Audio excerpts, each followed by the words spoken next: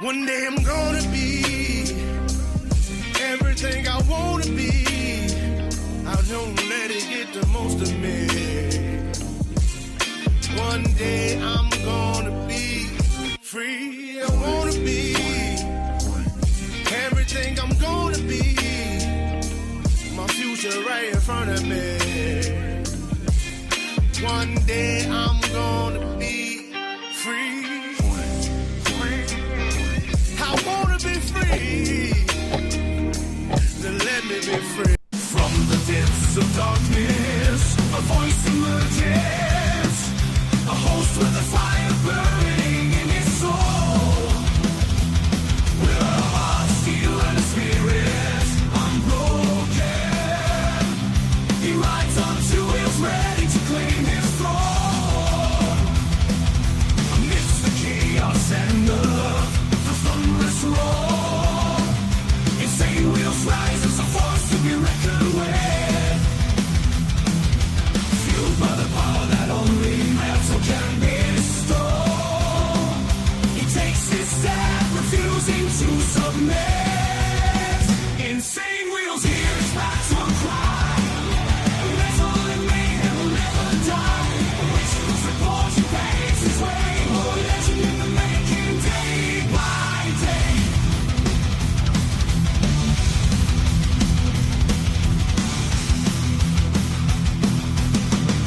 Good morning, ladies and gentlemen. It is a freaking thirsty Thursday morning. Great to see everyone in the chat, man. Let's get it. All right, so we're going to be giving you guys an update on the Pentagon. We got General Kane and, of course, Hegseth are going to be speaking to us this morning here, and we've got it pulled up for you guys. That's going to be the primary thing at the end of the show. But yes, so let's go ahead and just give you guys a rundown of what we're looking at. So we're actually gonna start with the Fed chair. We're gonna hear from the Federal Reserve. They spoke. Jerome Powell spoke yesterday, and we're gonna have a little bit of a discussion on that first. He says, quote, "I have no intention of leaving" during the Fed investigation. And then we have Trump orders to restart California oil pipeline sparks legal battle. Well, of course it does. California is super commie when it comes down to anything to do with oil. I'm not really sure what their fucking deal is, but it is what it is, right? Iran war, Trump admin weighs major troop deployment to Middle East. Now, I really fucking hope that doesn't happen. I mean, I'm really, really hoping. I'm holding my breath. And then around midnight last night, Trump threatens to, quote unquote, massively blow up world's largest gas field in Iran. And some shit went down, to say the least. Absolutely. And then this morning, Hegseth and the Pentagon over there update on Iran war and, quote, U.S. will not stop. Well, I figured that much already. And then, what's interesting is we have Tulsi Gabbard on Iran and China and Russia talking about this morning. And so there's intelligence officials testify on worldwide threats. Of course, Tulsi Gabbard being DNI makes total sense. So we're going to have a discussion with those things that are happening today. There's not a lot of crazy other shit going on, so we're going to be talking a lot about the Pentagon, basically, this morning. So that's going to be the majority. But great to see everyone in the chat, man. Real quick, let's go ahead and do our call to actions real quick so we can get right into business. Make sure you guys hit that like button. Helps out the show immensely, and it's free to do so. Hit that, double tap that screen if you're on the vertical side, and hit that subscribe button if you guys are new here. This is what we do Monday through Friday, and then, of course, we have members only on Saturday morning. And listen, man, it's a great time. We condense everything into a single hour instead of streaming for 3, 4, 5, 6, whatever amount of hours. We can consolidate everything. Now, talking about money, though, please consider becoming a member starting only at $3.99 a month. We're making sure we're not breaking the bank out there with anybody. But check it out. This is what allows us to be on these airwaves as well as have these lights on. So thank you guys for becoming members and staying members, man. Little side note here, follow my Instagram at BallValveTV, where I post everything behind the scenes of not only my life, but as well as the show, Millennial Food Time, breaking news, as well as the campaign trail, man. Make sure you guys follow me over there. It's Great way to get a hold of me one-on-one. We also have a Discord server for all of you legends. This is what we, we talk about all of these things that we're discussing on the show. As soon as the show's over, we don't like to end the conversation there. We bring it into Discord and we all hang out there. So go into the video description down below and grab that invite link for the Discord. And last but not least, all super chats, super stickers, gifted memberships, and membership signups are, of course, going to be presented live and shouted out onto the show. But if you guys would like to skip that YouTube 30% brutal cut that they take from your hard-earned cash, by the way, we have these platforms scrolling around the screen. And of course, you guys can donate to those at any time, and I will read them out loud just like a super chat, and I get to have 100% of the proceeds. So I very much appreciate you guys. All right, good morning to all you guys. Always appreciate everyone being here. We got Dylan Patterson as well as Jimmy Mac, Virginia Chaos, Papa Penguin. Good morning to you guys. We got Steve Easy in the building as well as Rabbit of Chaos. We got TNT as well as Lappy. Good morning to you guys. We got Miss Lotus as well and Seymour Cannabis. Good morning to you fellas. Let's see. I just called Miss Lotus a fellow. My bad. We got Al Patterson in the chat as well. Big Al. Hopefully you're enjoying your thirsty Thursday morning, as well as Steve Posey. Thank you guys for hanging out. Big shout out to Motobomb Virginia, the Coffee Crew, Carney Vanguard. You guys sent over a raid this morning. I'm very blessed with that, by the way. Thank you for that. I'm very honored to have the support that I do here. Obviously, it's awesome. All right, so let's go ahead and get right into business. Yeah, Miss Lotus. Yeah, that's what happens when I move too quick sometimes. All right, we're going to go ahead and get into Jerome Powell. I have no intention of leaving, he says, during the Fed investigation. So let's go ahead and play that. And if I may, what happens if there's no Federal Reserve chairman confirmed on May 15th? Would you say? What's up, Kerry? Good morning. And this is a great question that, I think this was after he gave his full 45-minute speech or whatever, and then there's questions. What happens if there's no Federal Reserve chairman confirmed on May 15th? Would you stay on? So if my successor is not confirmed by the end of my term as chair, I would serve as chair pro tem until he is confirmed. That is what the law calls for. That's what we've done on several occasions, including involving me, and it's what we're going to do in this situation. We just spat him up. And while I'm at it, on the question whether I will leave while the investigation is ongoing, I have no intention of leaving the board until the investigation is well and truly over with transparency and finality. And I would refer you to the statement that was in the Fed's brief that you all have seen, and I won't have anything more for you on that. On the question of whether I will then continue to serve as a governor after my term ends and after the investigation is over, I have not made that decision yet, and I will make that decision based on what I think is best for the institution and for the people we serve. So yesterday, there was an opportunity for there to be a change, and yesterday, the Fed chair, Powell, said that we're going to leave it exactly the same as it is right now. President Trump has demanded lower rates, as it says over there on the very left side, but Federal Reserve leaves interest rates unchanged. Rates remain unchanged at a range of 3.5% to 3.75%. And you probably were going to set the dominoes off there, Edward. And I'm not going to have any more to say on those issues, by the way. Thank you very much. Claire Jones from the Financial Times. People have drawn quite a few historical parallels with the current situation. We've seen oil price shocks in the past. Some people have said the first Gulf War and the Fed's response to that, where there was a focus on the growth risks, is the right parallel. To what extent would you agree with that, and to what extent do you think we're in a different place today? Thank you. You know, it's really hard to say until we see the situation, the actual situation. In some circumstances, that might be the right case. In fact, for example, if we do see the kinds of disinflationary progress that we expect to see due to tariffs that I mentioned, I think it's hard to say, and it will depend to some extent on the size and duration of the effects we're seeing on prices, and it will depend a lot on what we can see in inflation expectations. You know what's funny about that? That is absolutely facts, Steve Easy, because of the amount of force that Trump was, the pressure that he was putting on Powell.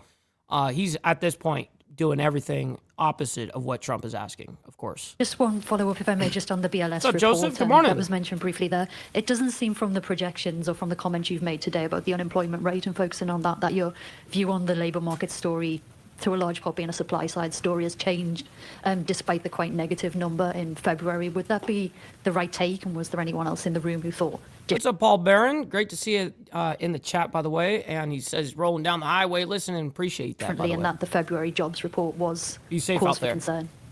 So I think you have to take the two together. You know, in a way, the January report was a positive surprise, and the February report was a negative. Oh, wow. Big shout out to my man, Virginia Chaos, coming in hot, by the way, on the Cash App saying some freaking money for this Thursday morning, this thirsty Thursday morning. I very much appreciate it.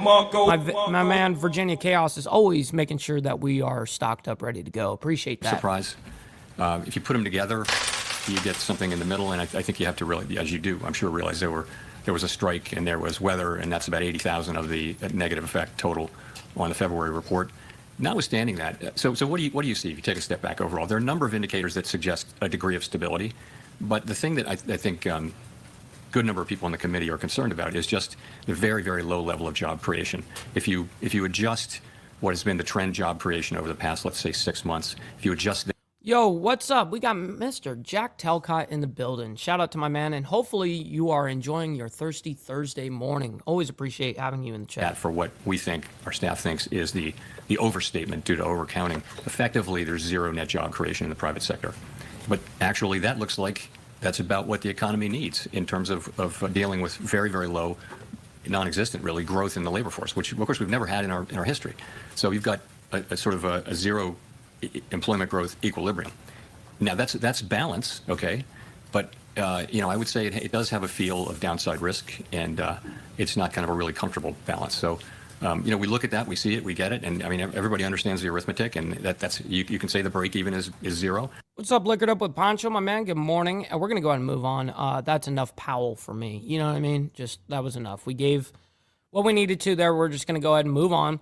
So Trump order to restart California oil pipeline sparks legal battles. Now, that does not surprise me not a single bit. That's par for the course. So let's go ahead and bring that up, and we'll just go ahead and discuss this quickly here. Let's go ahead. And welcome back, everyone. To live now from Fox. I'm your host, Mike Page. Always great to be with you as we continue to bring you some of the day's biggest top stories and headlines. Pablo on the cell phone today. Appreciate you. Well, it has finally happened out in Pops? California over a Drive decade safe. in the making, as oil has begun to flow from a controversial California pipeline system for the first time in more than a decade following a Trump administration order, despite state officials decrying the move. For more on this, Real quick, we got my man Pitbull over there across the pond, by the way, over there in the UK. Great to see you. It's morning for us over here in the United States, but for you, it's the afternoon. Great to see you.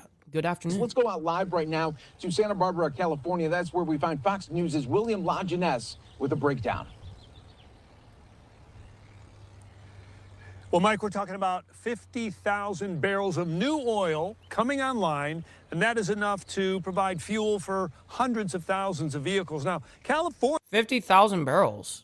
I mean, that's how much... I mean, I moved 50,000 barrels multiple times with... I mean, the barge that I used to run was 80,000. I had an 80,000 class, I had a 50,000 class, and I had an 120,000 barrel class. So 50,000 barrels, yes, it sounds like a lot, and it can fuel hundreds of thousands. I think that's fucking cap, yo. I mean, yeah, it's gonna fuel a lot of cars, I guess, one time, but it's not that much oil. 50,000 barrels is nothing. You know these ships that come in and out, those big ass tankers?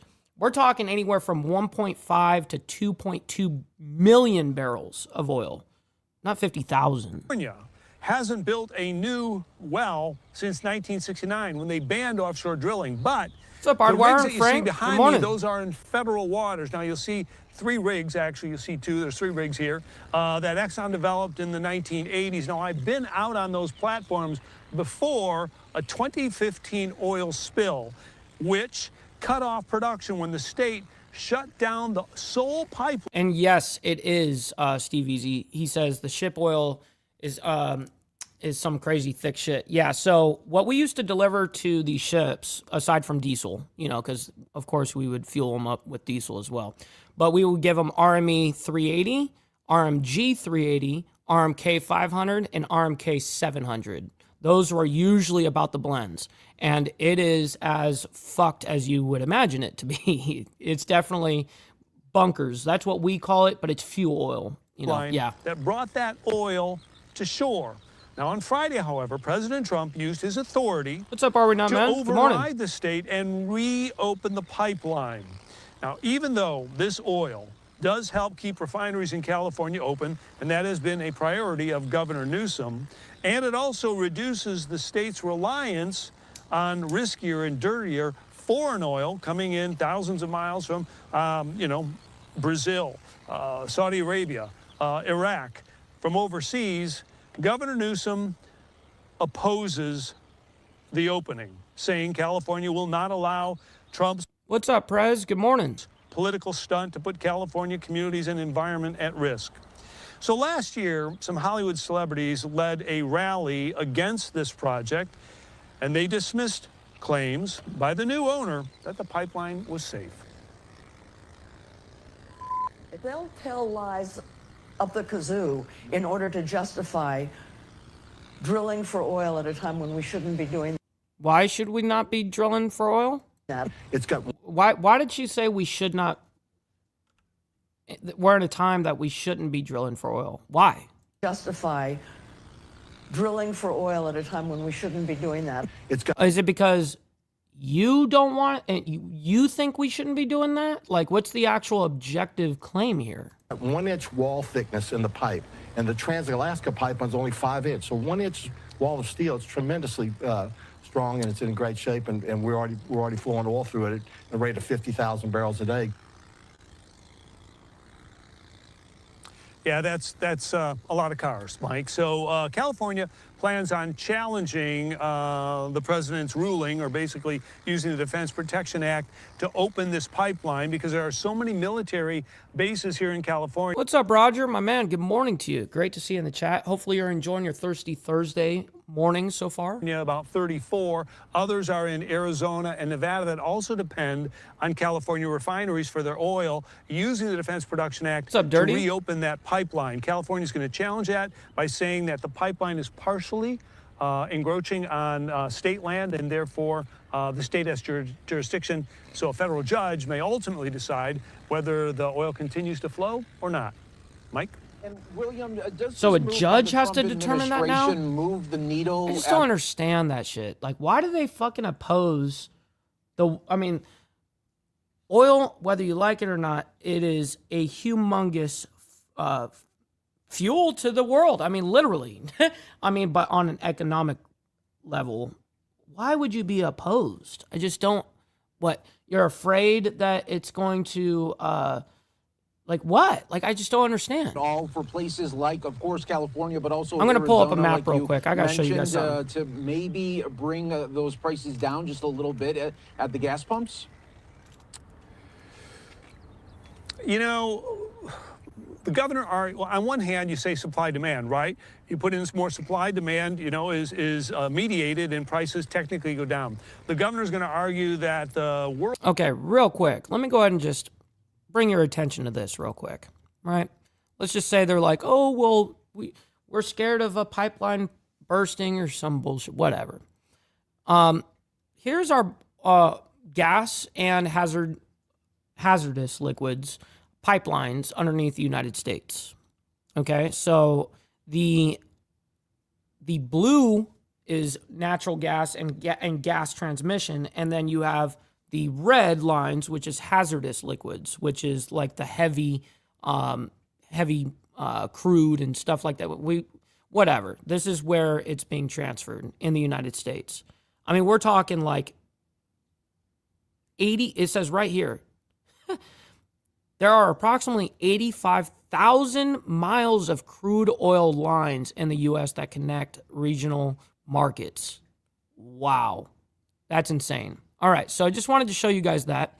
So I really just don't understand, like, the argument. But, all right, here we go. Back to this. The world price of oil is what it is, and it's going to keep prices high. I think it is fair to say, however, that this, in fact, I know, that this oil helps keep refineries California used to have 42 refineries. Now we're down to 7, right? And they're closing because there's not enough oil in the pipelines to keep the refineries open. So by putting more oil in the system, they've already said it will keep those refineries open. That's what the governor of Arizona and Nevada have been barking for, because they're dependent on what California does. California is now importing gasoline from Korea. It imports 60% of its oil from overseas. So many people will go, wait a minute, there's a lot of oil right here. There's a lot of oil in this state, and yet... By the way, good morning, Papa Penguin. What you said up here about the climate change arguments aren't about science. They're about politics. Fear generates voters. If we don't stop oil in the world, is going to end tomorrow, right? If we stop oil everywhere, or everyone will starve. That's right, and that's facts. We will all starve, and pretty much, I would think, without oil in our life, I think we would all kind of die. The state, which was at one time one of the top oil-producing states in the country, now, because it's run by Democrats, they don't want to put any oil at all because they believe in, the climate change argument, and they want to basically get rid of it by 2035, gas-powered vehicles. So as a consequence, there's no oil in the system to keep those refineries open. That's what the governors are arguing in those 2 states. There we go. Right. William Lajeunesse. So, by the way, do you know that number was way higher? That number was way higher under Biden, for an example. Same thing with Obama. Yeah, it's very weird, the arguments they use against oil, which doesn't make any logical sense. Anyways, we're going to talk about the Iran war here. Trump administration weighs major troop deployment to Middle East. Now, I'm really hope that we don't do that. I'm crossing my fingers, but here we go. Let's go ahead and bring this up and discuss it. Okay, you're watching live now. I'm Austin Westfall. Reuters' Phil Stewart with this, saying the Trump administration is considering deploying thousands of additional troops to the Middle East as the military prepares options for the possible next phase of the Iran war. One option, Reuters says, for securing the Strait of Hormuz includes deploying troops to Iranian shores. This is something that we're going to have to track as the days go on here. Retired Marine Intelligence Officer, National Security Analyst, and the... That is hilarious, Big Dan. Great to see you in the chat, bro. Host of the Strat Podcast. Good morning.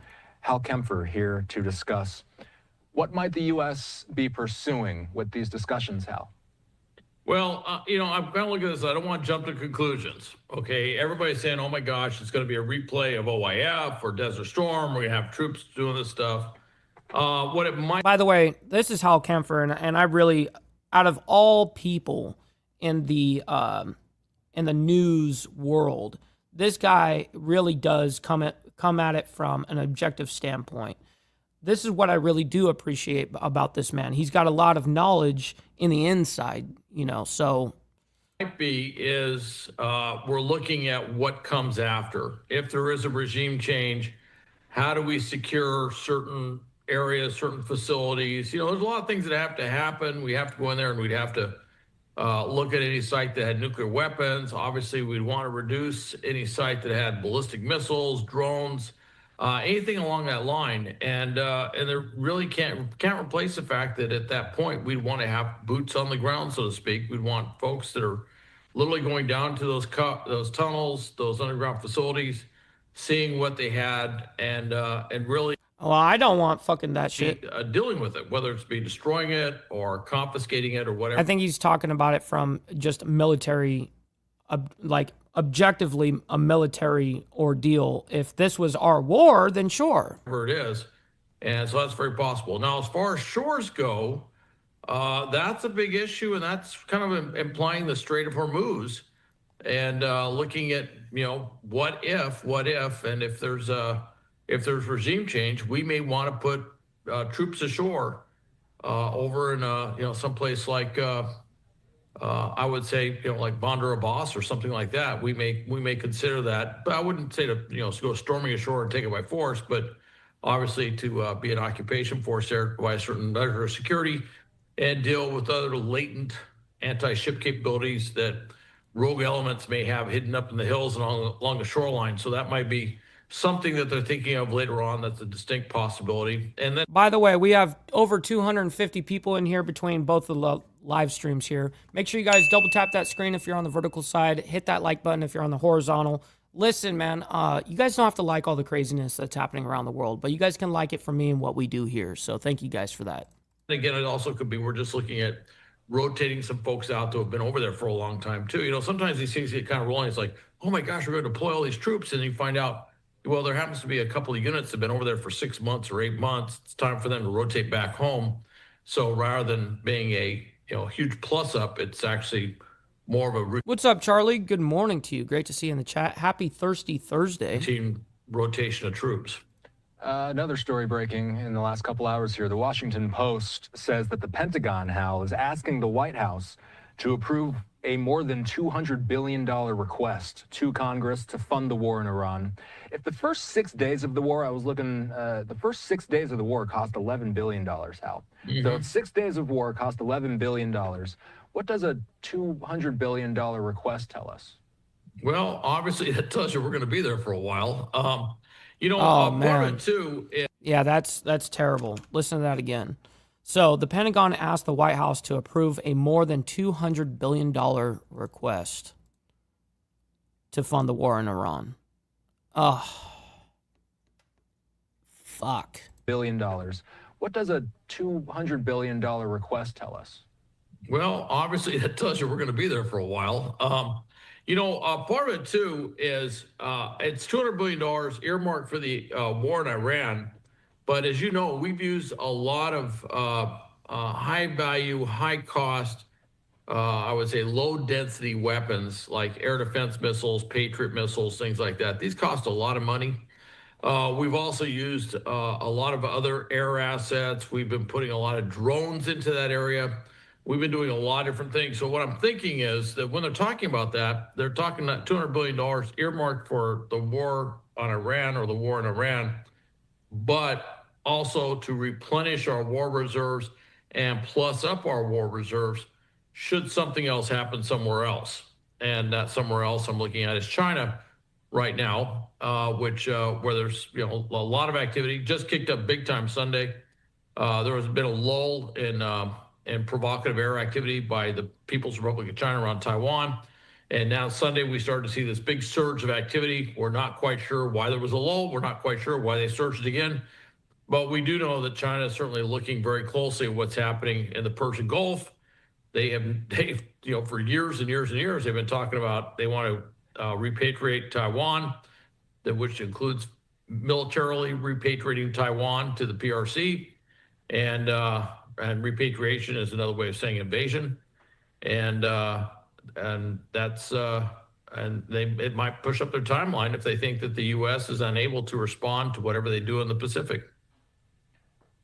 So, Hal, we've been talking about the Strait of Hormuz so often, and we've been talking about oil prices just about every step of this war. Today, we heard that the South Pars gas field was struck. It's the largest gas field in the world, and it was struck earlier today, and the Qataris are saying that it was the Israelis that struck this oil field.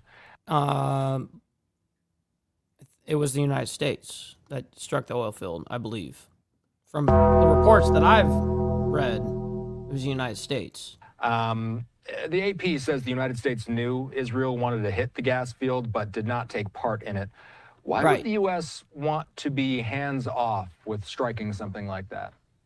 Well, it's escalating the war to a new dimension. Obviously, if you're hitting the gas fields, you're hitting the oil facilities, now you're kind of punishing Iran as a nation, because even if there's regime change, the new regime is going to have to figure out ways to pay for things, and they want to sell gas and oil. And so when you take that out, there's a feeling that that's a little bit punitive on Iran as a nation, holding the entire population, the nation of Iran, responsible for what the regime's done. Of course, one could simply argue, well, they are kind of responsible. It's their government, just like we're responsible for what our government does. And I don't know that for certainty, by the way. It's just reports that I had read. Now, we're going to get an update from the Pentagon, and then, of course, I'll continue my investigations of it. But it may be Israel that struck it. I don't know. With that said, we have been taking a little bit more, it may sound strange, a little more nuanced view that we were looking at this militarily to do things that would basically destroy the pillars that support the current regime and open the door for another regime, maybe a popular overthrow and a popular revolt, putting another type of government into place. So that's why we would be a little reluctant to do that. The other thing, too, is that Pars field, this gets into the history of the region. You know, I mean, the oil fields, the gas fields formed. This was, you know, a long time ago. There was no Persian Gulf there. And that particular geological formation runs from Iran under the Persian Gulf into Qatar. And you Qatar. see the Qatars Qatar. has also been attacked by Iran. Not Qatar. Correspondingly, taking out some of its liquefied natural gas production. At least that's what it appears with their natural gas field. And for Qatar, natural gas, liquefied natural gas is a huge, huge revenue source. I believe it's the biggest source of revenue for the country. So they got hit, and the fear is you're going to end up with, you know, it's bad enough that the Iranians are attacking some of the oil and gas facilities in the UAE, Qatar, and of course targeting in Saudi Arabia like they just recently did today. But what you don't want to see is this turn into a back and forth thing where they're hitting each other's gas and oil fields, because at the end of the day, that's going to damage the global economy. Yeah, that's where it really is going to be taking it to a different level. Exactly like Hal Kempfer said there. When you start striking energy or stuff down to, you know, anything regarding oil, it's a whole different level of warfare now. Yeah, so Macron, I want to see this part. Saying this, the French president, saying, I have just... This is coming out from the French president. ...spoken with the Emir of Qatar and President Trump following the strikes that hit gas production facilities in Iran and Qatar today. It is in our common interest to implement without delay a moratorium on strikes targeting civilian infrastructure, particularly energy and water supply facilities, civilian populations and their essential needs, as well as the security of energy supplies, must be protected from military escalation. Hal, energy and water supply facilities are supposed to be off limits in war, aren't they? Well, generally speaking, yes. There is a saying, in the law of war that a target is a target is a target. And as lawyers would say, it depends on what they're using it for. And it depends on whether you need to take it out for military purposes, if it has some other thing. If it's just to target civilians and to harm the civilians, to hold the civilians, responsible, if you will, using them as kind of a shield, that the regime's using them as a shield, or that they're aiming for civilians in order to do stuff. This is the sort of stuff that Russia does against the...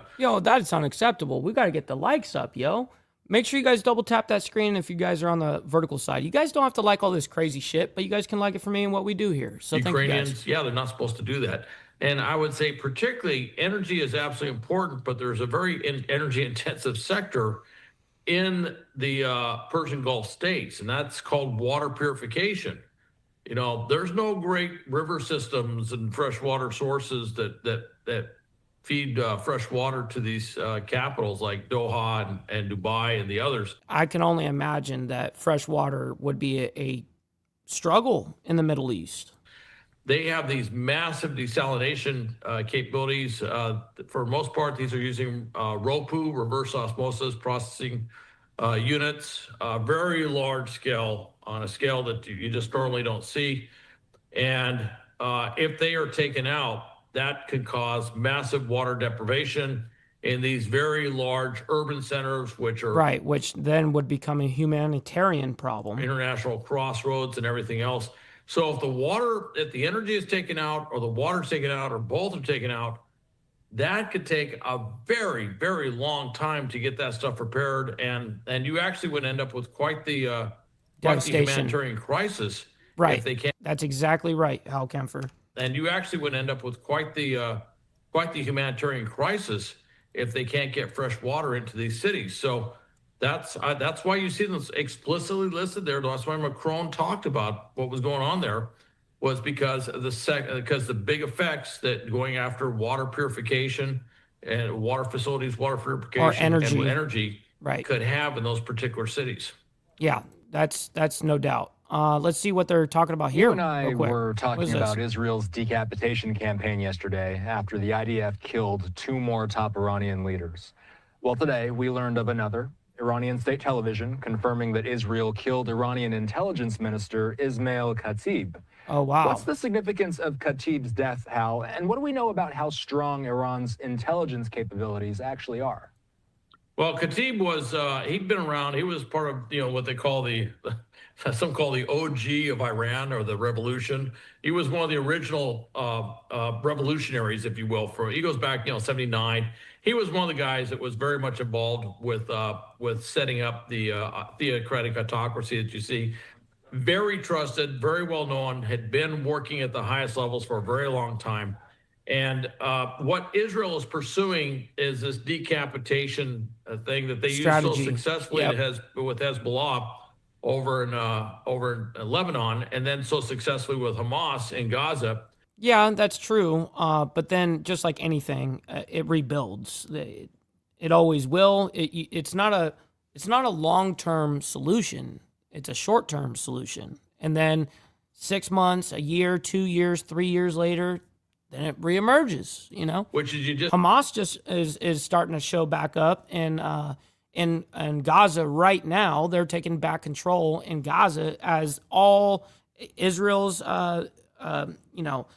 their whole focus is now at Iran and not necessarily there at Gaza right now. So just like anything, things reemerge. Just keep taking out these leaders, and you keep taking out these leaders, and eventually other people come in. But what it does is it causes a lot of questions within the ranks of the organization, which is all of a sudden they're seeing a bunch of new faces that were never in charge before. And those new people in charge are replacing people who were there a very long time. So very difficult to establish yourself quickly in an organization that's not used to having a lot of change like that. And it causes a lot of friction, disruption, difficulties with decision-making, working What's up, Dancing? Good morning. Hopefully you're enjoying your morning as well. Great to see you in the with chat. other organizations. And so that's what they're doing. And they're going right down the list. They took down, obviously with Basij, they took out their commander, Soleimani. That was a huge one, obviously. Virginia Chaos. I've actually talked to him before on Instagram. Me and him were FaceTiming each other or whatever. We were having a full-blown conversation. I actually told him about how I do this show and everything, and he was like, man, that's awesome. That's exactly what we need in this game. You know what I mean? So, love that shit. And we don't know what the status is of the supreme leader, Mustafa Khomeini. That's a big question. Nobody's seen from him. Nobody's heard from him. Only thing we have is something that was attributed to him that was read on television, which may or may not have been actually authored by him. That's a big question. So, you just kind of keep working your way down the list. Larry Johnny, who had been there forever, who was kind of the basically the decision maker, if you will, in light of all the changes that had taken place there. And he's gone. So to take out, the Minister of Intelligence, particularly, Khatib in this way, it just further puts the regime in disarray. Yeah. Let's see if we have any other updates on this, like any other big posts or anything. All right. Excuse me. We're going to go ahead and move on. We got to. Trump threatens to, quote unquote, massively blow up world's largest gas field in Iran. So this is where I believe that this is where one of the reports I was like, oh, well, it must be U.S. that did it, but maybe not. Maybe it was just a threat. I mean, we know how Trump is with threats. He loves to threaten and then not do it. You know what I mean? Welcome back to Live Now. Which is actually kind of powerful in itself, objectively speaking. From Fox, I'm Shauna Kalafi, and we are continuing to track the latest developments out of the Middle East. We have a live look right now in Beirut as the sun is rising there on Thursday morning there locally. And we are also following Israel's strikes. They are now saying they eliminated Iran's intelligence minister, the third top official killed in the past 2 days. Iran now retaliating, targeting Israel with additional strikes. Fox's Mike Tobin. Well, just like Bibi Netanyahu said with his little video with Mike Huckabee like 2 days ago. He's like, yeah, you see, Netanyahu was like, yeah, you see this hole punch card. You see who we've eliminated here, and you see who's remaining, you know, kind of thing. And he goes, I'm going to get them all. It's like, oh, shit, this motherfucker. And has the latest from Tel Aviv. Hundreds of mourners fill the streets of Tehran for the funeral of top Iranian security leader Ali Larijani.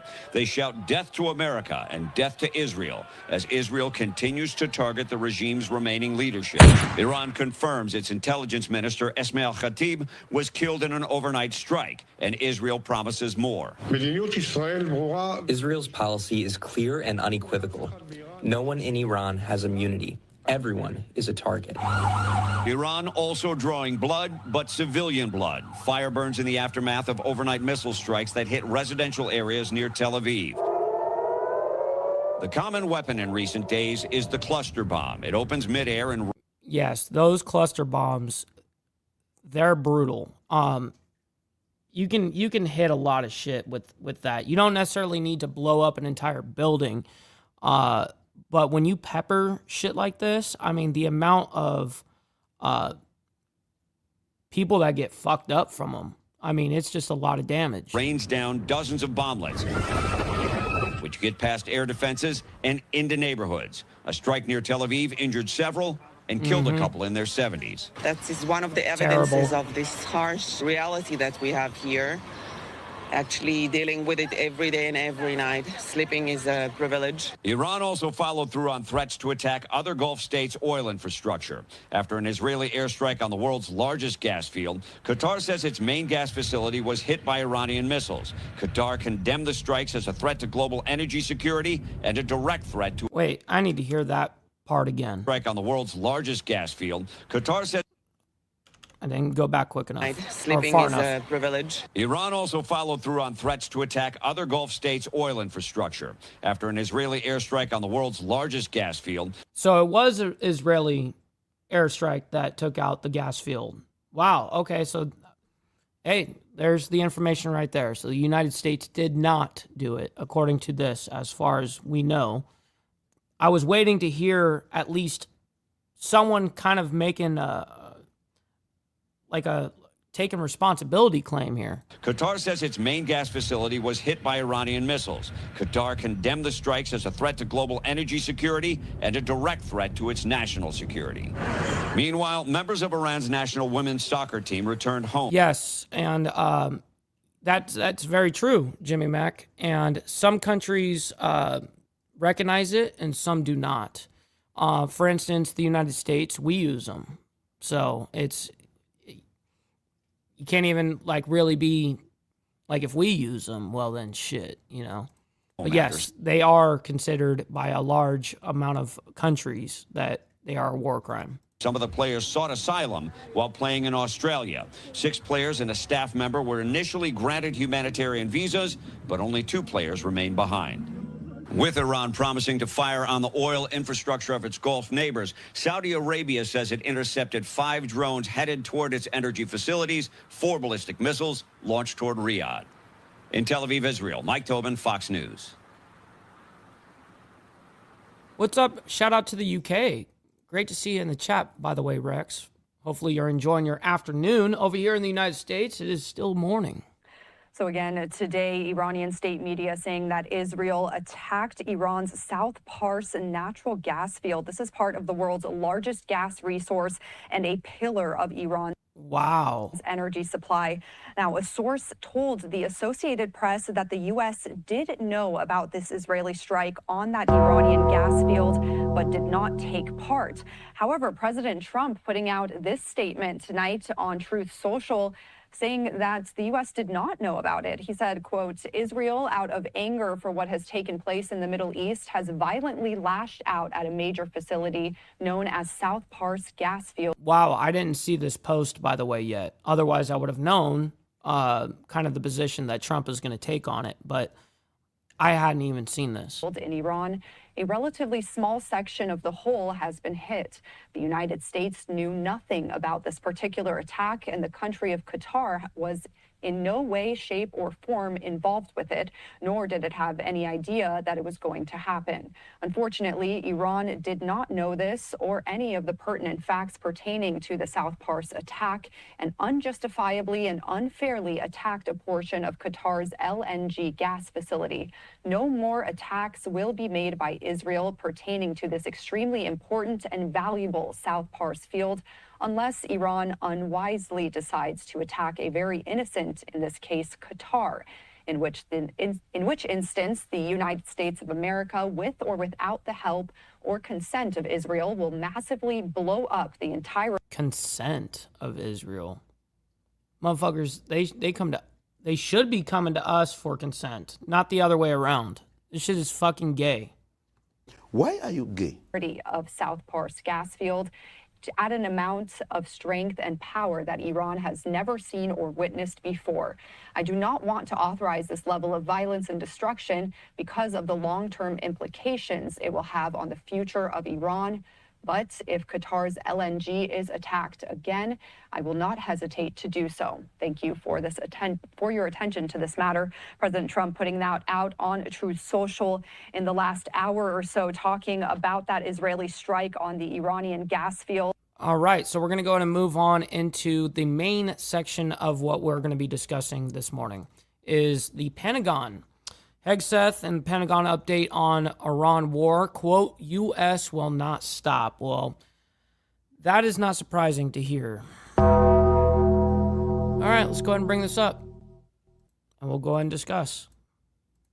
And we're going to, because this is a very lengthy segment, I have to speed this up. They're going to sound like they took Adderall this morning. Well, good morning.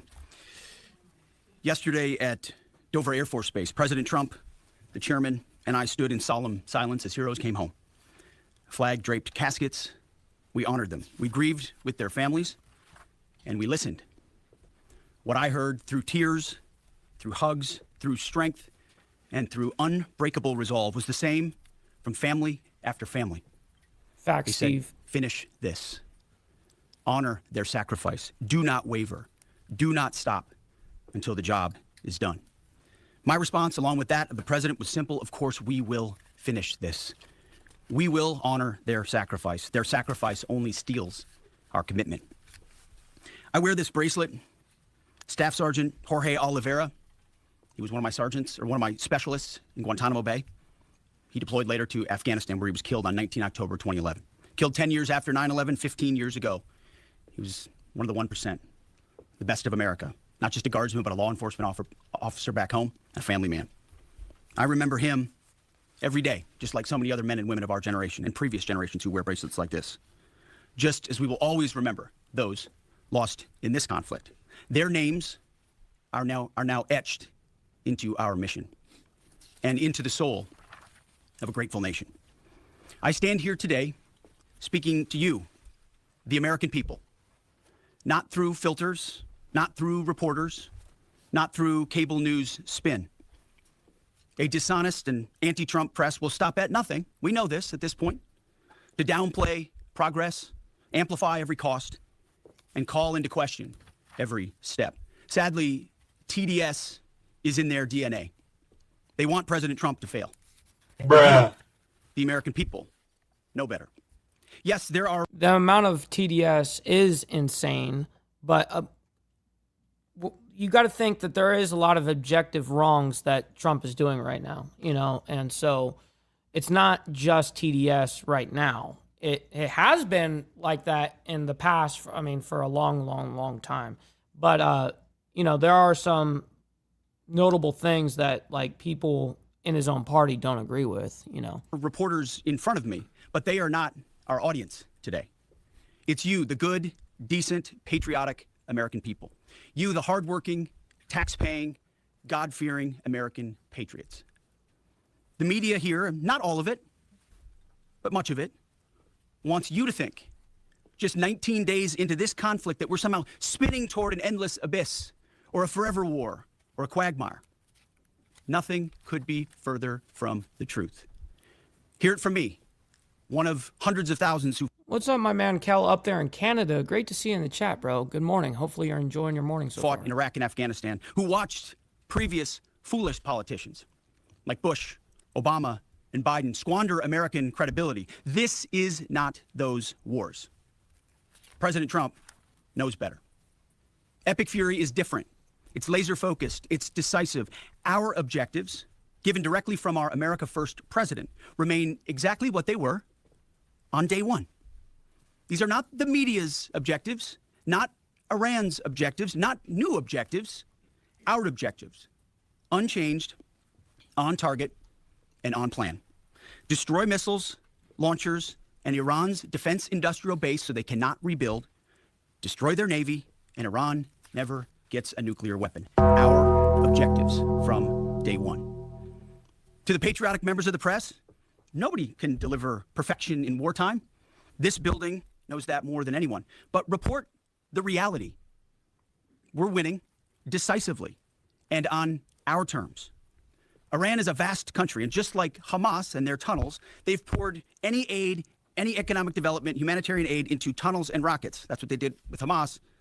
Iran has funneled decades of state resources, not to their people, but into missiles and drones and proxies and buried facilities.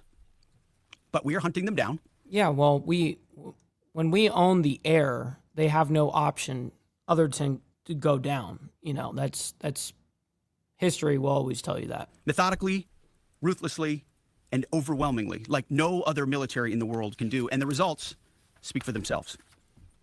To date, we've struck over 7,000 targets across Iran and its military infrastructure. That is not incremental. That is overwhelming force applied with precision. And again, today... I'd have to really think about that, Pitbull. Today will be the largest strike package yet, just like yesterday was. As I've said from day one, our capabilities continue to build. Iran's continue to degrade. We're hunting and striking death and destruction from above. Iran's air defenses flattened. I think I'm going to get Hangry's chicken, my man. That's what I'm going to get down with some Nashville-type chicken. Iran's defense industrial base, the factories, the production lines that feed their missile and drone programs, being overwhelmingly destroyed. We've hit hundreds of their defense industrial bases directly. Their ability to manufacture new ballistic missiles has probably taken the hardest hit of all. Ballistic missile attacks against our forces, down 90% since the start of the conflict. Same with one-way attack UAVs. Think kamikaze drones, down 90%. Now, the Iranians will still shoot, we know that, but they would shoot a lot more if they could, but they can't. The last job anyone in the world wants right now? Real quick, just a little side note. Because of the length of today, we are not going to be able to play Tulsi Gabbard this morning on her whole, the intelligence officials testify on worldwide threats.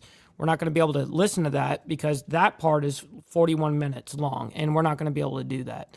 So just a little side note, we're going to end off with this today, but this is lengthy.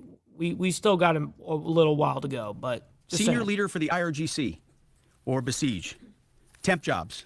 What's up, 2-4? Good morning. And to borrow a page from Admiral Ernest King in World War II, we've decided to share the ocean with Iran. We've given them the bottom half. We've damaged or sunk over 120 of their Navy ships, with battle damage assessments pending for many more. See, oftentimes we have to wait a few days on battle damage assessment to get the real number. Their surface fleet is no longer a factor. Their submarines, they once had 11. Listen, Steve Easy, little side note here. We make jokes that I pay the mortgage over there. You know what I mean? So are gone. Their military ports are crippled.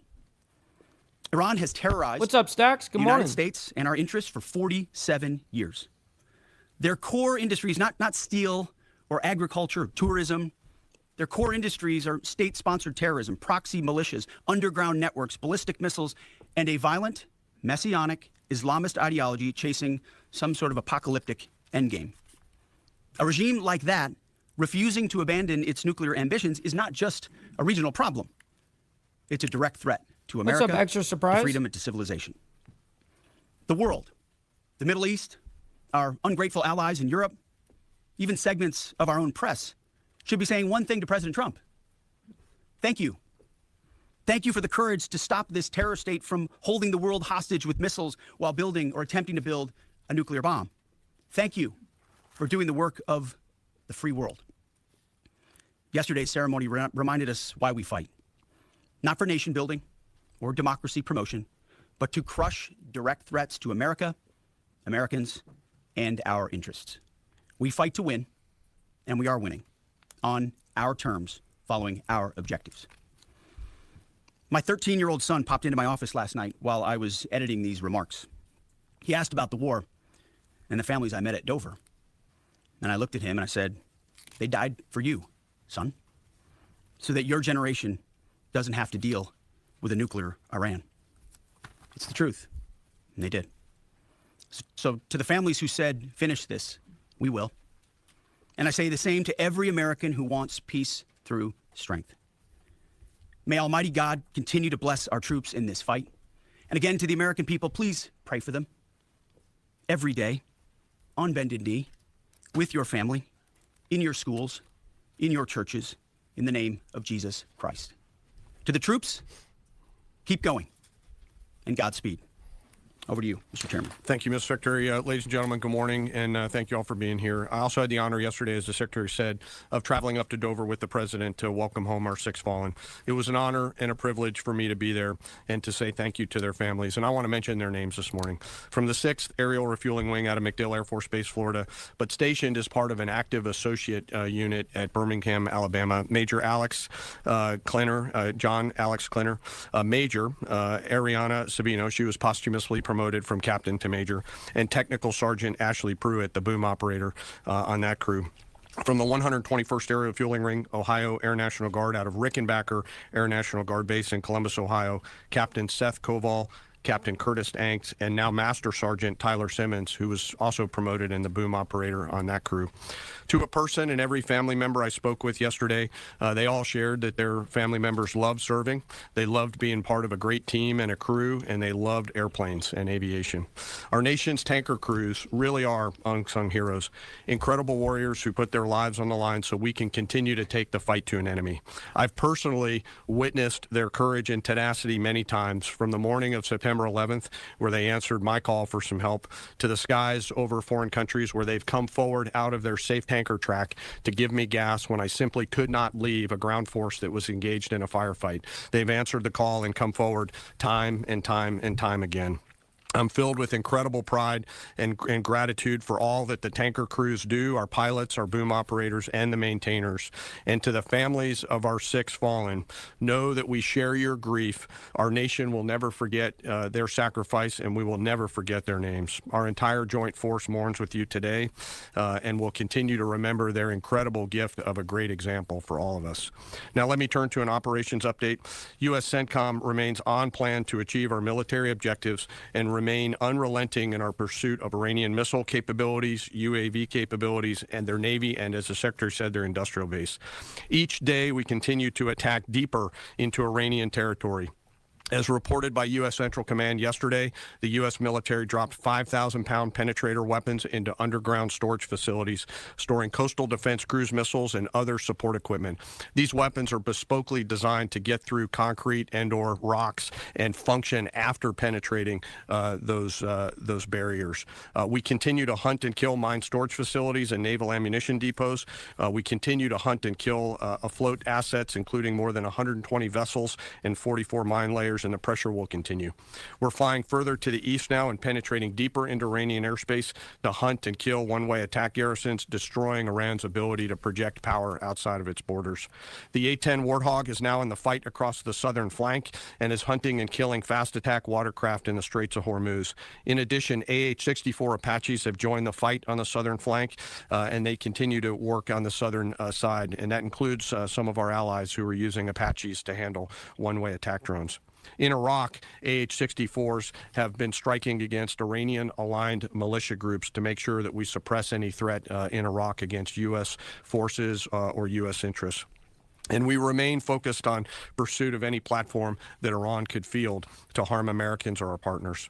Last Friday, Admiral Cooper and the CENTCOM team conducted precision strikes against more than 90 targets on Karg Island, which included all of their military-only infrastructure, which included air defenses, naval base, mine storage, and deployment facilities. And as the Secretary mentioned, we continue to strike against Iran's defense industrial base and will continue to do so.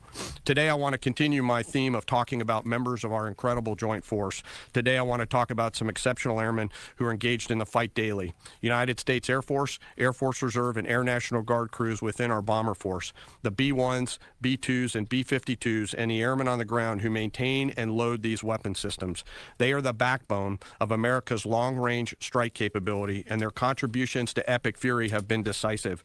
Assigned to STRATCOM under Admiral Rich Correll and supported by TRANSCOM, the tanker force that we've talked about, under the command of General Randall Reed, every mission is designed to achieve overwhelming outcomes on behalf of the United States and our allies. Last weekend, I had the chance to go out and see some of our deployed bomber forces, the B-1 and B-52 crews, and I had a chance to sit down with some young aviators and maintainers and ask them, how do you feel? Tell me about your typical day.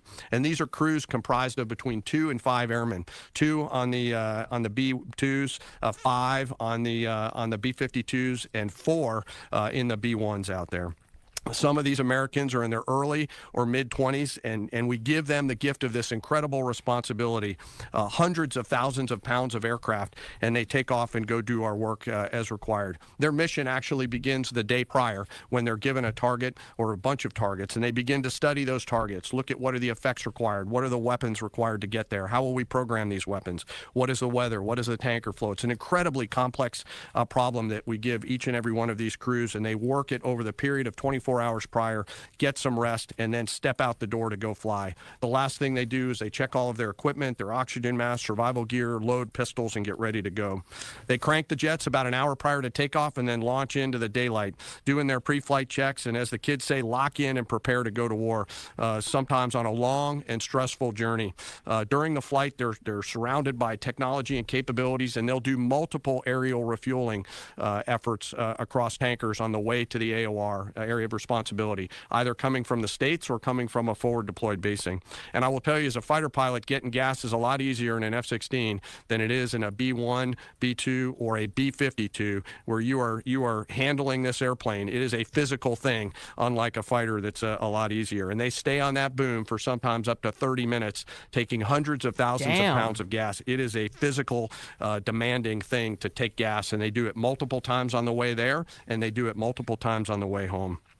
As they enter the... Yeah, that's got to be one of the most dangerous operations. I mean, just having to refuel nonstop like that, it's just brutal. The operating area, they bring the entirety of America's joint force together to go do the things that we've tasked them to do, to put bombs on time, on target, with the proper effects.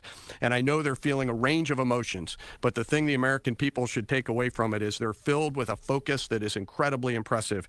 And they have fear, of course, but their bigger fear is, dear God, please don't let me screw this up, the warrior's prayer that we all have in our souls.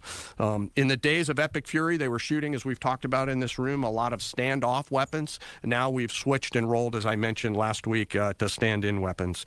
And behind each and every one of them are incredible maintainers and weapons builders who go out there and make sure these aircraft and their weapon systems are ready to go. These airplanes are so big that they're not in hangars. They're out in the cold, out in the snow, out in the rain. The bombs are being built outside for protection and to make sure that it's safe, and they do it 24/7, 365. It's not comfortable work, but when you go spend just a minute with these incredibly young Americans who are so motivated, you cannot come away from that exchange not being hopeful for America's future. It is simply awesome. And we hand these Americans, young Americans, incredible and weighty responsibility, and they deliver every single time.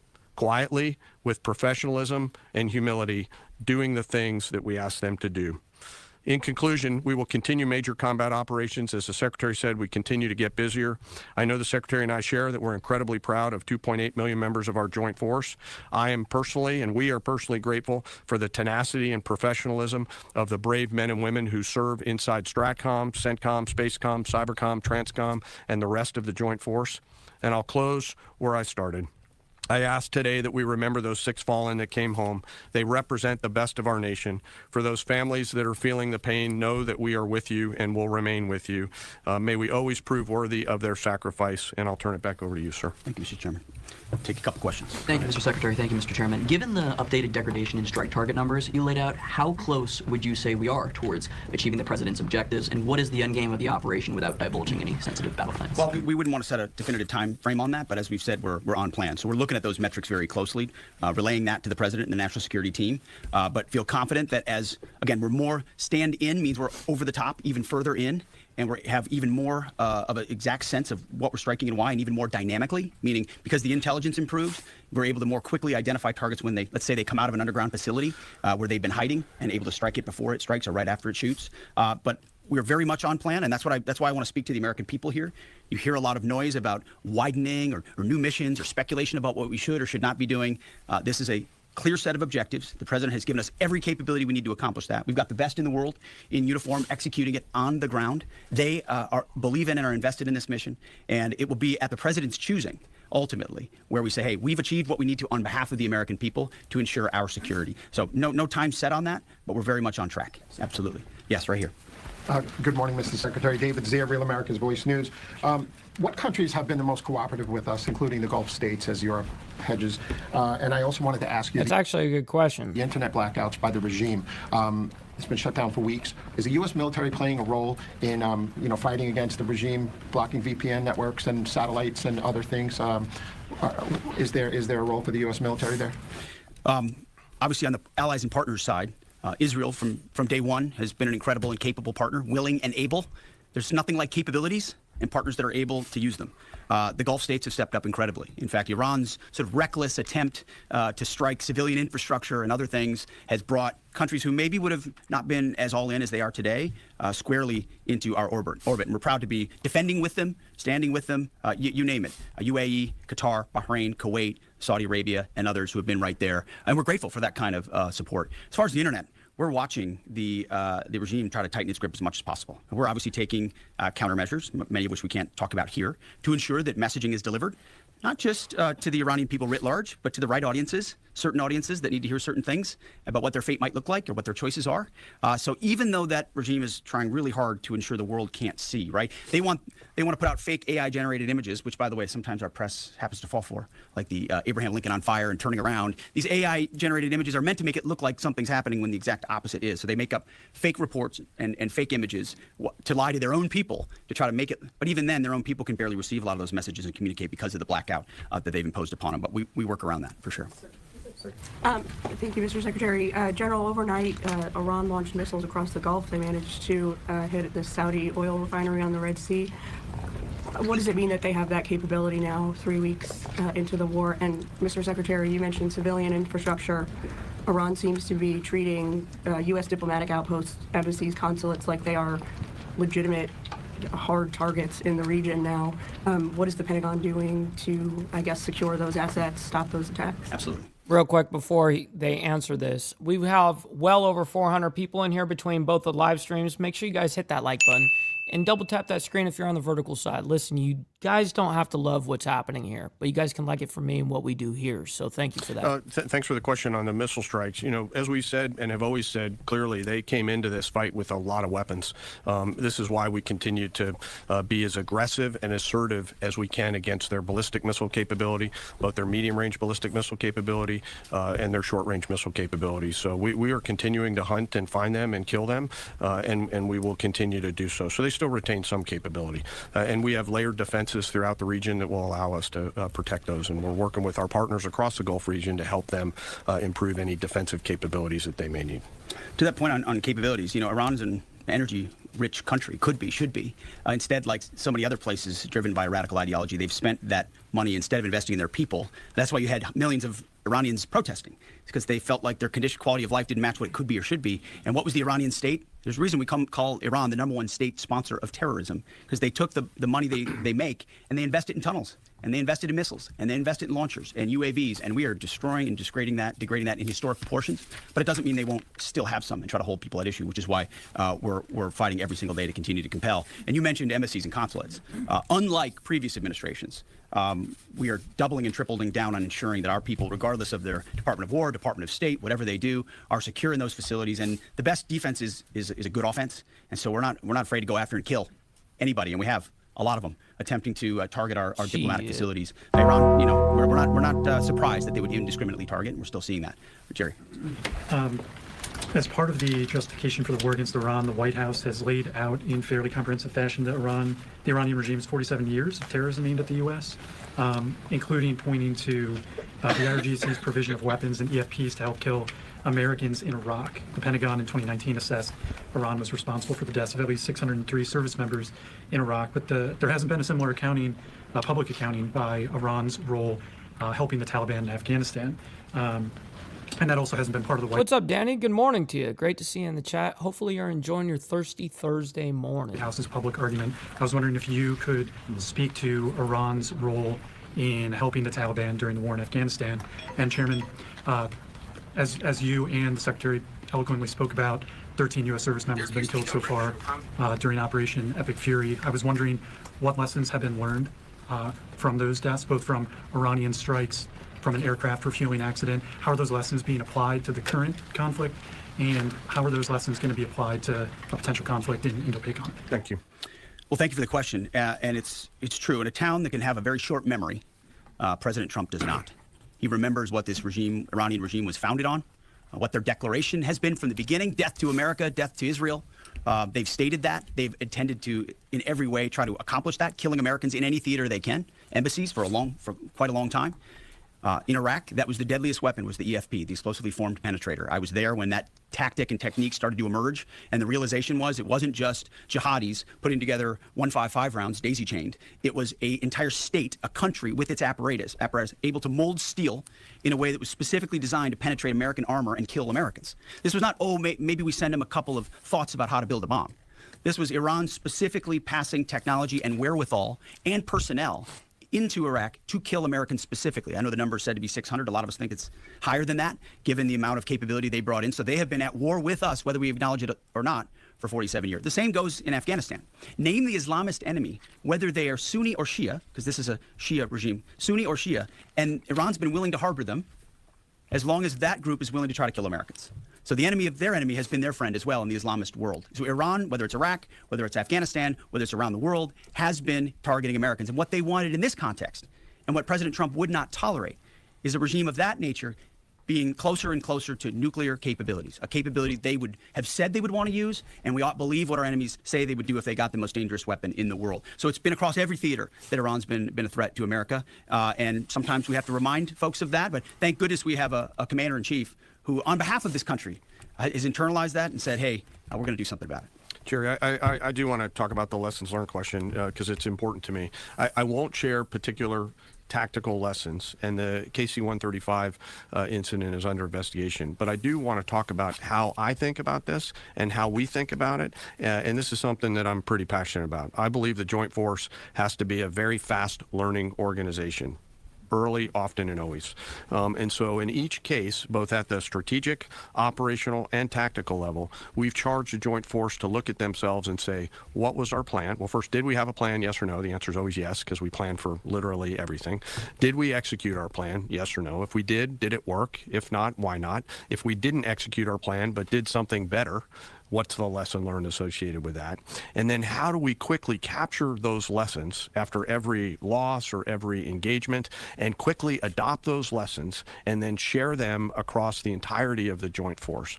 And inside the Joint Staff, we've tasked our J7 Directorate under the lead of Lieutenant General Lazewski, a United States Marine, to be extremely entrepreneurial in harvesting and capturing those lessons in a proactive and not reactive way. In fact, we've got teammates from the J7 who are now spread out across the CENTCOM theater, both here in the States and forward, to ensure that in every opportunity we do not miss a chance to grab that lesson and quickly accelerate it into the practice that we adopt inside the Joint Force, so that if there's a loss or if there's something that we can learn from, that we learn it not only in the CENTCOM AOR, but we adapt it across all of the combatant commands, not just Indo-PACOM.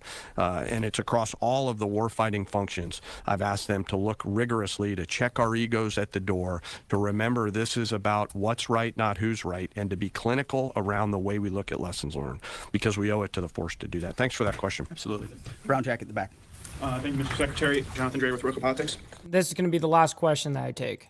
As you said, at the end of this war, Iran will be without a missile or drone capability, a navy, or the ability to make nuclear weapons. Since the largest threat and sponsor of terror in the region will be incapacitated, are there plans to move assets and troops out of the Middle East? I guess in a perfect world, a year after the war has ended, what does the military presence in the Middle East look like compared to before the war? Well, I appreciate the question. I do think when you address a real threat head on, it creates new options on the other side. Right? I think what President Trump refuses to do, which too often this town does, is just sit in the status quo. Oh, nobody can do about that. They've got too much capability. What if this happens? What if that happens? He instead says, what's in the interest of the American people? It's going to take some courage. It's going to take some capabilities. We're going to have to gather some forces there in order to do it. We're not going to tell people how many or how long or what we're willing to do or what we're not willing to do. But if you do that and do that decisively, then out the other end is a recognition that it opens the aperture of what's possible. I mean, President Trump did the same thing in creating an opportunity for the Abraham Accords. Now you've got a situation where a lot of those countries are coming alongside us, recognizing the threat of Iran. So I think our posture in the future will be based first and foremost on our own national security, power projection, the ability to defend our people and our interests. But no doubt, working alongside our partners, the president will look at what makes the most sense going forward. Appreciate that question. Yes, right here. All right, nope, that's it. That is it. We are done for the morning. Listen, that wraps it up. Ladies and gentlemen, make sure you guys double tap that screen. If you're on the vertical side, hit that like button on the way out on the horizontal. Listen, hit that subscribe button too. This is what we do Monday through Friday, and we report world news, geopolitics, American news, American politics, and then we condense everything into a single hour, man. We don't sit here and go on and on for 8 hours straight, whatever. We condense everything. So anyways, much love, honor, respect, everybody. Stick around for the raid. We're going to be raiding you guys over to my friend's channel, Beth. She's live right now. She usually hosts like little panel streams or whatever. So go check her out and let her know that we're coming through with the Mike Ball raid. Anyways, much love, honor, respect, everybody. God bless everyone. We'll see you guys tomorrow morning for more of the world's madness. Until then, much love. From the depths of darkness, a voice emerges, a host with a fire burning in his soul. With a heart, steel, and a spirit unbroken, he rides on 2 wheels, ready to claim his throne. Amidst the chaos and the thunderous roar, insane wheels rise as a force to be reckoned with.